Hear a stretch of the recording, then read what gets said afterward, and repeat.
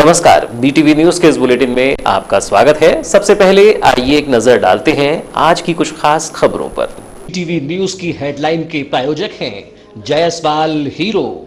Jaiswal hero आपके अपने शहर बालाघाट में हीरो कंपनी की बाइक एवं मोपेड गाड़ियों का भव्य शोरूम जायसवाल हीरो। सभी ग्राहकों को दशहरा एवं दीपावली की हार्दिक शुभकामनाएं।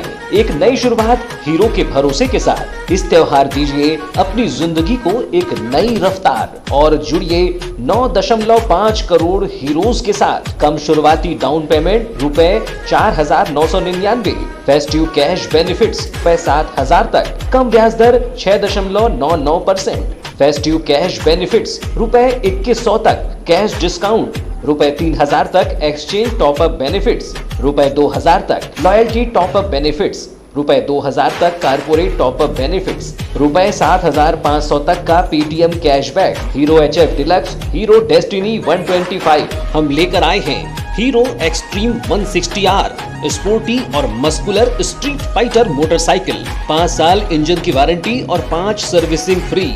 तो अब सोच क्या रहे हैं, फौरन चले आइए जायसवाल हीरो। हमारा पता है Jaiswal hero, Ambedkar Chowk, degree college road, Balaghat. Mobile number 9425822335।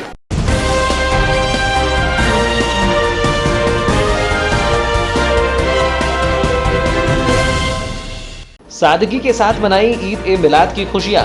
सरकार की आमद मरहबा का गूंजा नारा। कोरोना की वजह से नहीं निकला जुलूस, आकर्षक झांकियों से सजा शहर। शहर के मुस्लिम बाहुल्य क्षेत्र हुए जगमग, रौनक बिखेर रही मजहबी झांकियां। अब जिले में मिलेंगी एक ही दर पर रेत। शहरी क्षेत्र में 2100 रुपये ट्रॉली में मिलेगी रेत। आवास योजना के लिए 1200 रुपये में मिलेगी रेत। रेत से मिल रहा है लोगों को रोजगार। रेत ठेकेदार एसोसिएशन ने पत्रकार वार्ता में दी जानकारी। विद्युत विभाग ने काटा नगरपालिका का विद्युत कनेक्शन। विद्युत बिल का भुगतान न करने पर कटा विद्युत कनेक्शन। नगरपालिका ने नहीं किया लगभग 1 करोड़ रुपए का बिल भुगतान। विद्युत विभाग कर रहा है बकाया बिलों की वसूली।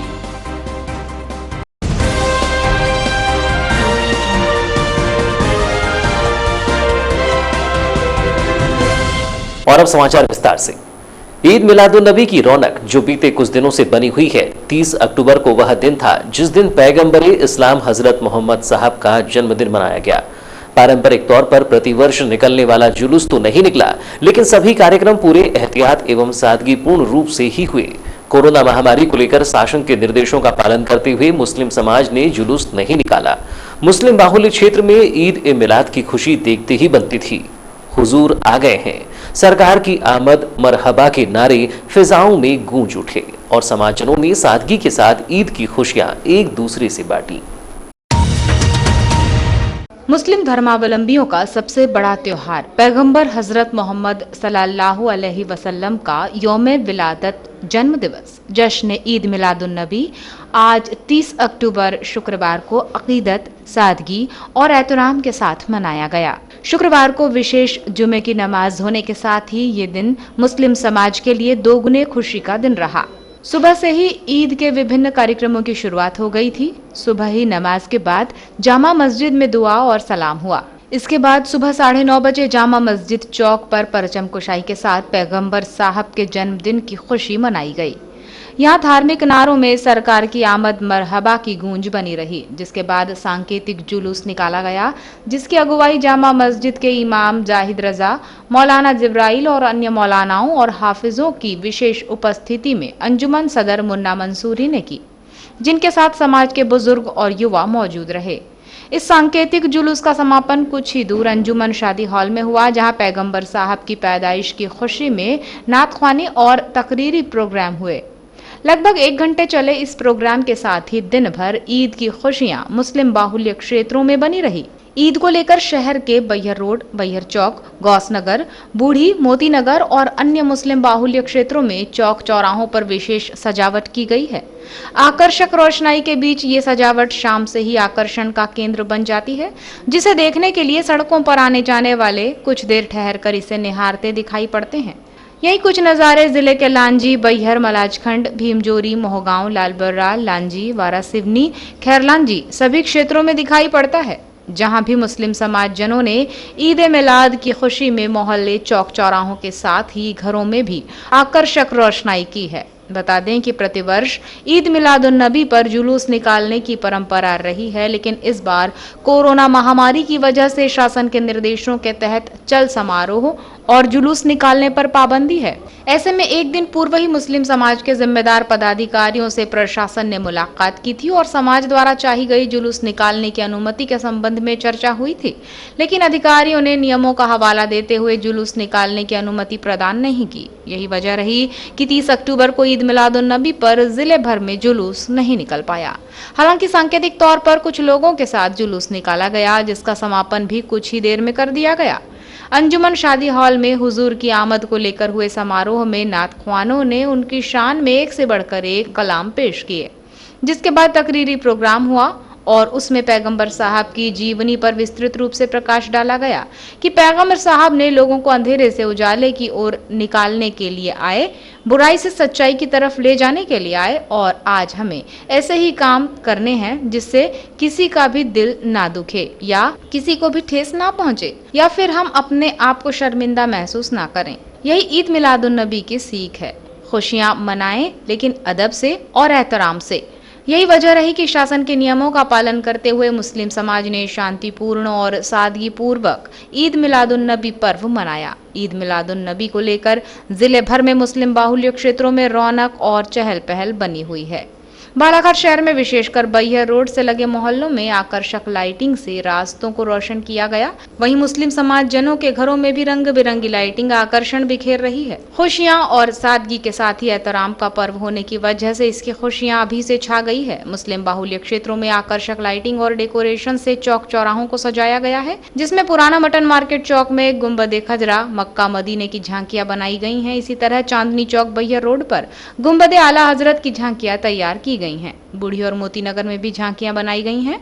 मुस्लिम क्षेत्रों में घरों और रास्तों को आकर्षक रोशनाई कर सजाया गया है, जहां यह खूबसूरत नजारा दिखाई दे रहा है। मस्जिदों में भी रौनक बनी हुई है और सभी तरह के एहतियात से पर्व मनाए जाने की तैयारी की गई है। रेत के दामों को लेकर चल रहे आरोप प्रत्यारोप के बीच 30 अक्टूबर को रेत एसोसिएशन की ओर से रेत ठेकेदार संजय सिंह कछवाहा और पवन पाठक ने प्रेस से चर्चा कर आम लोगों को रेत एक दर पर उपलब्ध करवाने की घोषणा की। इस दौरान रेत ठेकेदार एसोसिएशन के पदाधिकारियों ने बताया कि इसके लिए तहसील स्तर पर बुकिंग सेंटर खोली जा रही है, जिससे लोगों को एक दर पर रेत उपलब्ध हो सकेगी।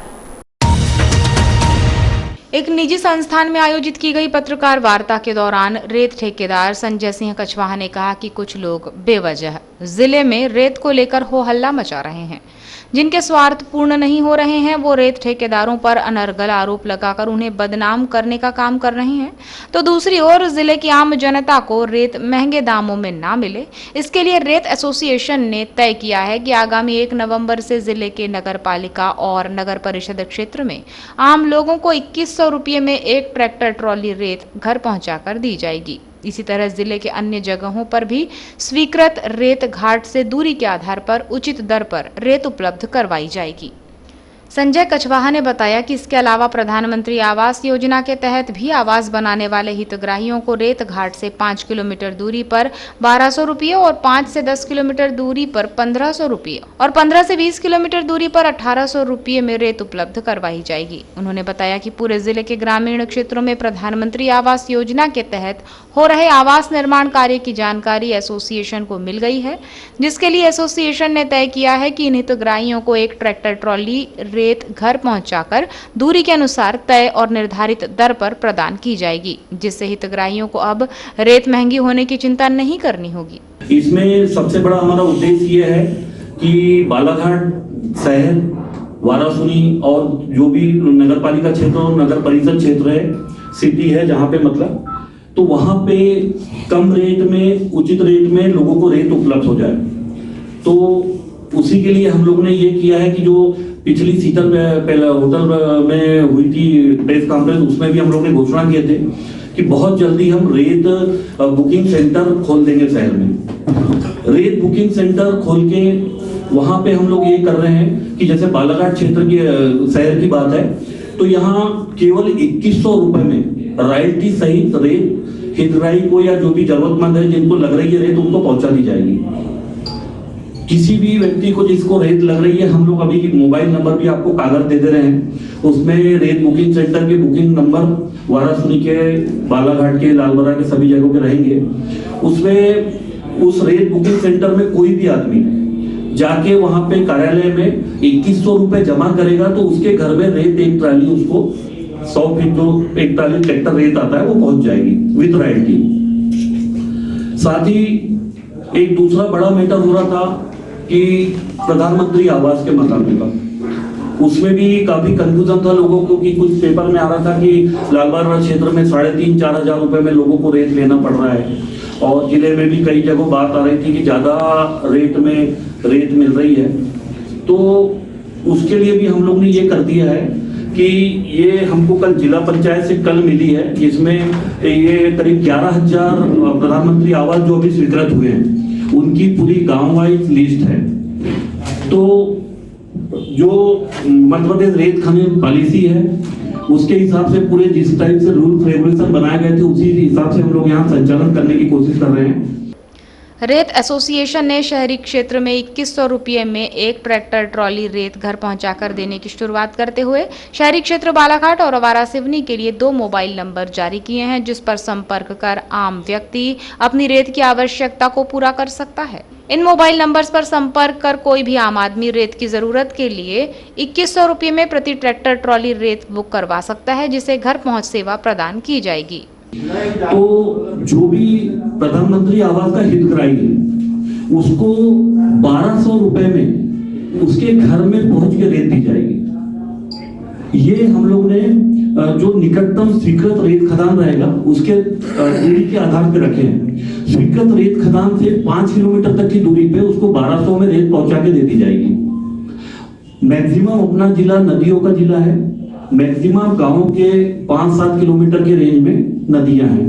5 से 10 किलोमीटर की रेंज में रहेगी तो केवल 1500 रुपए में उसको रेत पहुंचा दी जाएगी। तो इसका उद्देश्य ये है कि हमको जैसे जो पूरा लिस्ट दिए हैं जिला पंचायत के हिसाब से जितने भी ट्राली उनको स्वीकृत किए हैं, तो हितग्राही अपना जो स्वीकृत प्रमाण पत्र है वो लेके घाट पे आएगा और जैसे 1200 रुपए जमा कर देगा तो उसको एक ट्राली रेत मिल जाएगी।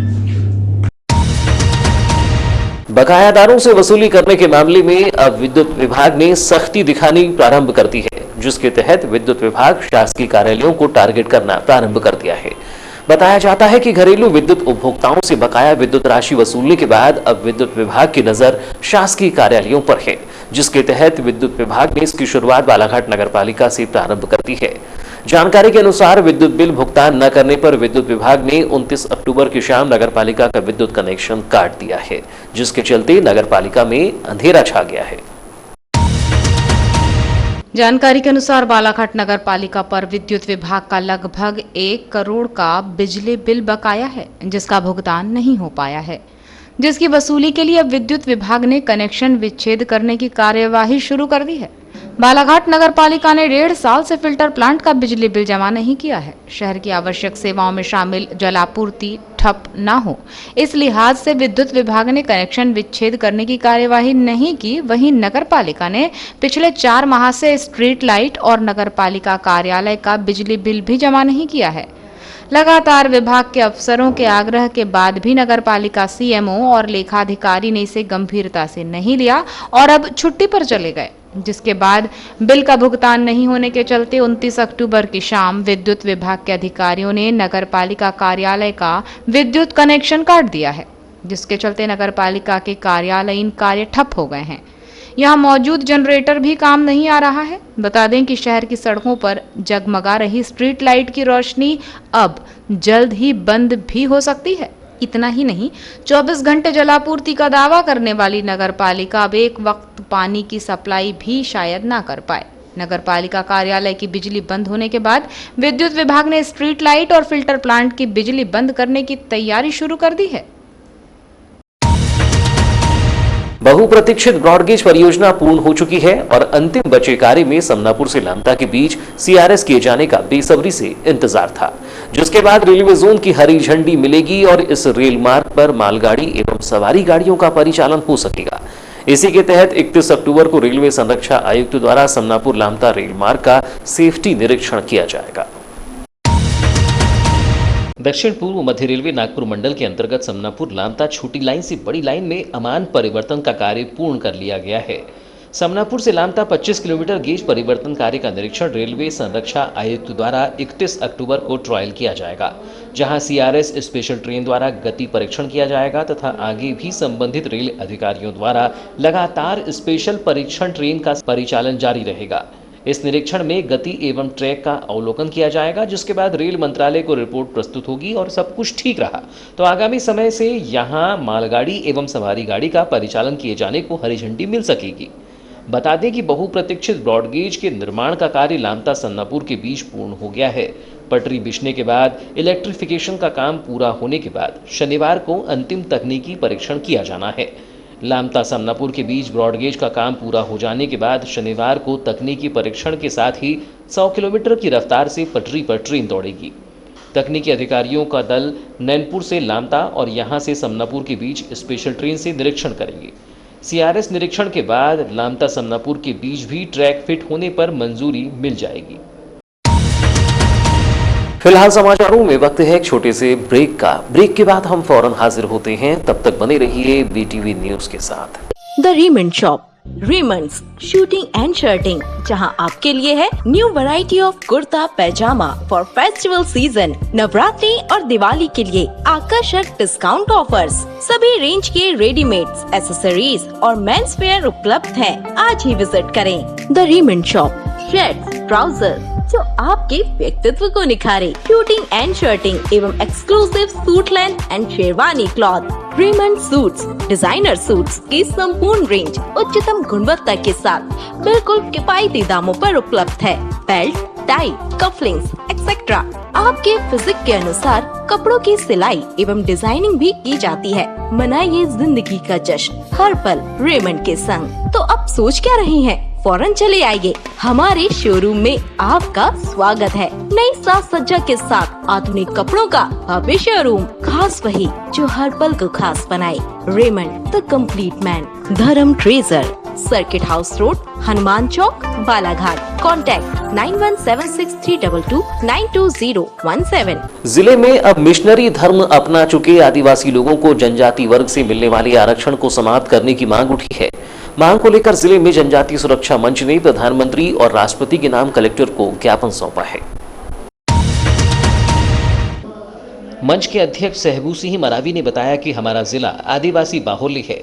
इन जिलों के ग्रामीण क्षेत्रों में दशकों से ईसाई मिशनरी सक्रिय हैं और आदिवासियों का धर्मांतरण कराकर उन्हें ईसाई बनाया जा रहा है। पिछले दशकों में हजारों की संख्या में आदिवासियों ने ईसाई धर्म को अपना लिया और ये सिलसिला लगातार जारी है।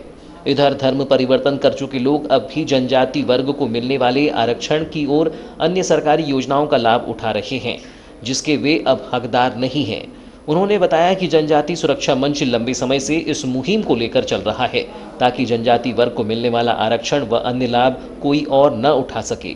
जी, हमारी जो मांग है और मांग के अनुसार हमने कलेक्टर ऑफिस में कलेक्टर महोदय जी को ज्ञापन देने के लिए जो पहुँचे हुए थे, उसमें हमारी मांग ये है, एक विषय है धर्मांतर, और धर्मांतर के तहत काफ़ी दिक्कत समाज के अंदर देखने के लिए मिल रहा है, क्योंकि धर्मांतर की स्थिति में बहुत से ऐसे लोग हैं जिनको दोनों साइड से फ़ायदा बेनिफिट आरक्षण का मिल रहा है।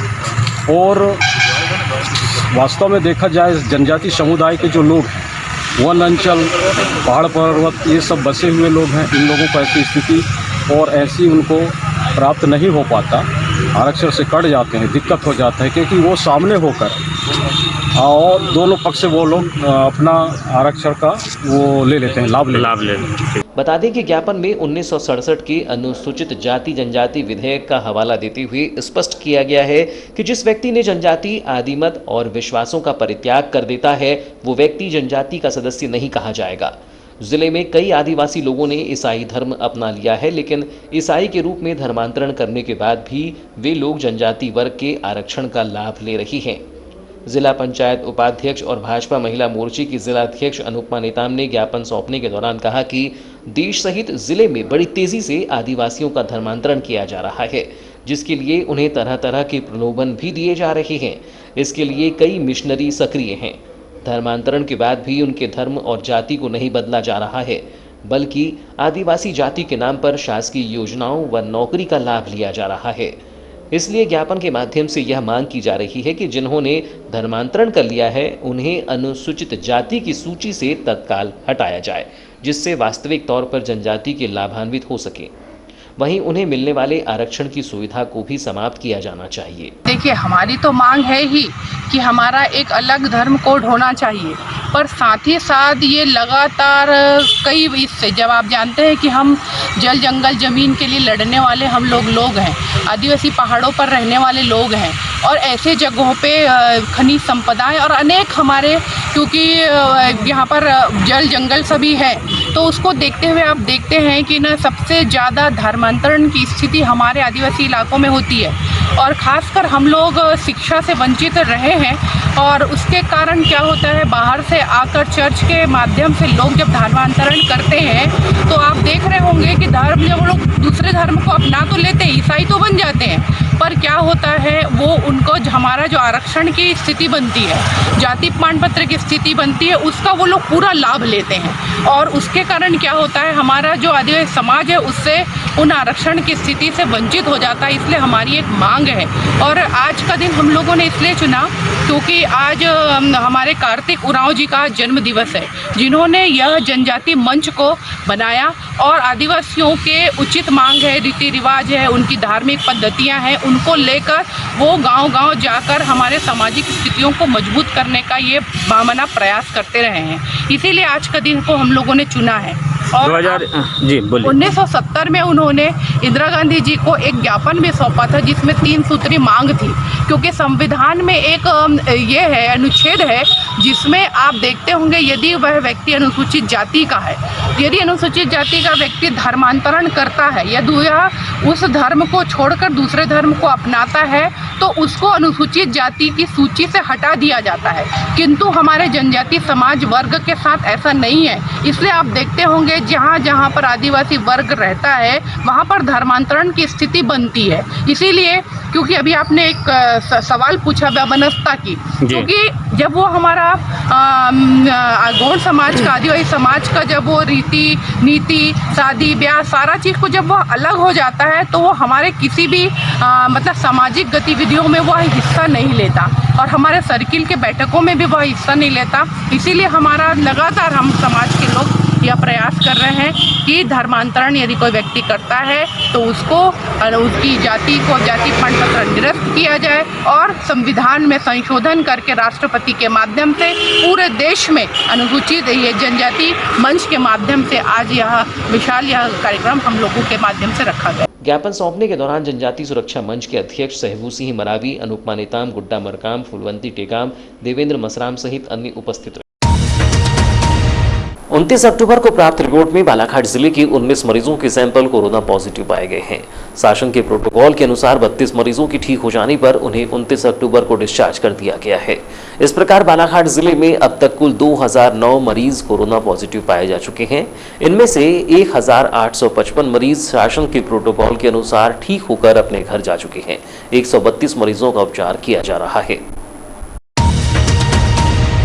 मुख्य चिकित्सा एवं स्वास्थ्य अधिकारी डॉक्टर मनोज पांडेय से प्राप्त जानकारी के अनुसार 29 अक्टूबर को कोरोना पॉजिटिव पाए गए 19 मरीजों में लांजी तहसील के ग्राम पूर्वा टोला के 5 मरीज, बड़गांव का 1 मरीज, कालीमाटी का 1 मरीज, लांजी के 2 मरीज, खैर लांजी तहसील के ग्राम सालेटेका का 1 मरीज, टेमनी का 1 मरीज, कन्हड़ गांव का 1 मरीज, वारासिवनी तहसील के ग्राम मेहंदीवाड़ा का 1 मरीज, नगरीय क्षेत्र वारासिवनी के वार्ड क्रमांक 1 के 2 मरीज और लालबर्रा तहसील के ग्राम बांदरी के 4 मरीज शामिल हैं। कोरोना पॉजिटिव पाए गए मरीजों के उपचार के लिए जिला प्रशासन बालाघाट द्वारा पर्याप्त संख्या में बेड का इंतजाम किया गया है। कोविड सेंटर गोंगलई, बालाघाट, बैहर और लांजी में 575 बेड और ITI के पीछे बूढ़ी बालाघाट में बनाए गए कोविड अस्पताल में ऑक्सीजन सुविधा युक्त 105 बेड का इंतजाम किया गया है। 30 अक्टूबर को शाम 5 बजे की स्थिति में कोविड केयर सेंटर के 575 में से 31 बेड मरीजों से भरे हैं। ऑक्सीजन सुविधा युक्त ICU बेड पर 2 मरीज भर्ती हैं। 99 मरीजों को होम आइसोलेशन में रखा गया है। कोरोना पॉजिटिव 795 मरीजों को आरोग्य कसायम काढ़ा दिया जा रहा है। कोरोना जांच के लिए बालाघाट जिले से 35,375 सैंपल भेजे जा चुके हैं। इनमें से 32,049 सैंपल्स की रिपोर्ट कोरोना नेगेटिव आई है। देश 21वीं सदी में आगे बढ़ रहा है। ऐसे में जो सुविधा नगरों एवं महानगरों में होती है वो ग्रामीण अंचलों में भी हो सके, इसके लिए लगातार प्रयास किए जाएंगे। इसलिए यह प्रयास रहा कि वारासिवनी खैरलांजी क्षेत्र के ग्रामीणों के प्रत्येक घरों में नल कनेक्शन हो, जिससे उन्हें स्वच्छ पेयजल प्राप्त हो सके। इसलिए 22 करोड़ रुपए की नल जल योजना क्षेत्र में स्वीकृत करवाई है। वारासिवनी खैरलांजी क्षेत्र की जिन पंचायतों में नल जल योजना स्वीकृत हुई उसमें रेंगाझरी पंचायत को भी प्राथमिकता दी गई है। उक्त बातें खनिज विकास निगम के अध्यक्ष व क्षेत्रीय विधायक प्रदीप जायसवाल ने रेंगाझरी में आयोजित नल जल योजना के भूमि पूजन समारोह पर कही। गुरुवार को ग्राम पंचायत रेंगाझरी में नल जल योजना के अंतर्गत 82 लाख रुपए की लागत से बनने जा रही पानी की टंकी का भूमि पूजन विधायक प्रदीप जायसवाल ने विधि विधान के साथ पूजा अर्चना कर किया। कार्यक्रम के प्रारंभ में मां सरस्वती के छायाचित्र पर माल्यार्पण कर दीप प्रज्वलित किए गए। इसके बाद ग्रामीणों द्वारा विधायक प्रदीप जायसवाल और उपस्थित मंचासीन अतिथियों का आत्मीय स्वागत किया गया। इस दौरान कार्यक्रम को संबोधित करते हुए खनिज विकास निगम के अध्यक्ष प्रदीप जायसवाल ने कहा कि पहली बार जब वो विधायक बने तो रामपायली से रेंगाझरी मार्ग पूरी तरह जर्जर था, जिसका निर्माण विधायक निधि से करवाकर ग्रामीणों को जर्जर मार्ग से निजात दिलाई गई थी। वहीं इसके बाद रेंगाझरी में विभिन्न विकास कार्य करवाए गए। उन्होंने कहा कि रेंगाझरी में आते वक्त नागटोला कुछ महिलाओं द्वारा टोले में सभा मंच की मांग की गई, जिस पर उन्हें आश्वस्त करते हुए शीघ्र ही नागटोला में सभा मंच का निर्माण करवाए जाने की बात कही। कार्यक्रम के दौरान ग्राम पंचायत रेंगाझरी के सरपंच और ग्रामीणों द्वारा रेंगाझरी की विभिन्न समस्याएं रखी गईं, जिसमें उनके द्वारा रेंगाझरी से जबरटोला मार्ग, मंदिर परिसर में माताजी की प्रतिमा और ग्राम में विभिन्न आयोजनों के लिए सभा मंच की मांग रखी गई। इन सभी विकास कार्यों की स्वीकृति की घोषणा विधायक प्रदीप जायसवाल द्वारा की गई और शीघ्र ही निर्माण कार्य करवाए जाने की बात कही गई। कार्यक्रम के दौरान जनपद पंचायत अध्यक्ष चिंतामन नगपुरे, सरपंच बसंत पटले, उप सरपंच मनीषा पटले, प्रमोद पटले, गणेश टेम्बरे, दादूलाल गौतम, सोनू चौधरी, जगदीश बघेले सहित अन्य ग्रामीण जन मौजूद रहे। कार्यालय आयुक्त उच्च शिक्षा मध्य प्रदेश शासन भोपाल के निर्देशानुसार सत्र 2020-21 में ऑनलाइन प्रवेश प्रक्रिया के अंतर्गत स्नातक, स्नातकोत्तर पाठ्यक्रमों में प्रवेश के लिए 30 अक्टूबर से CLC का चतुर्थ चरण प्रारंभ किया गया है, जो 10 नवंबर तक चलेगा। जटाशंकर त्रिवेदी शासकीय स्नातकोत्तर महाविद्यालय के प्राचार्य ने बताया कि CLC चतुर्थ चरण में छात्र छात्राएं 10 नवंबर तक CLC के माध्यम से स्नातक व स्नातकोत्तर पाठ्यक्रमों में प्रवेश ले सकते हैं। और अब चलते चलते एक नजर आज की मुख्य समाचारों पर।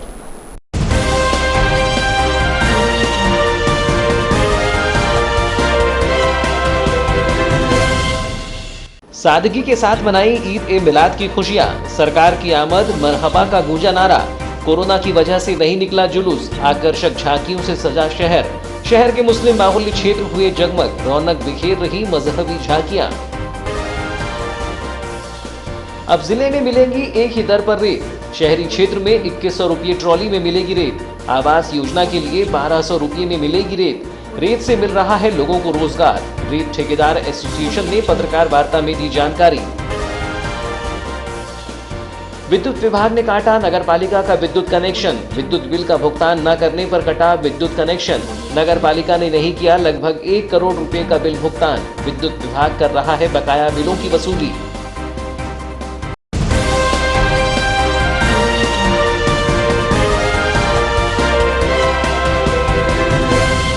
तो ये थी अब तक की खबरें। नई खबरों के साथ एक बार फिर हम हाजिर होंगे। तब तक के लिए दीजिए इजाजत। नमस्कार।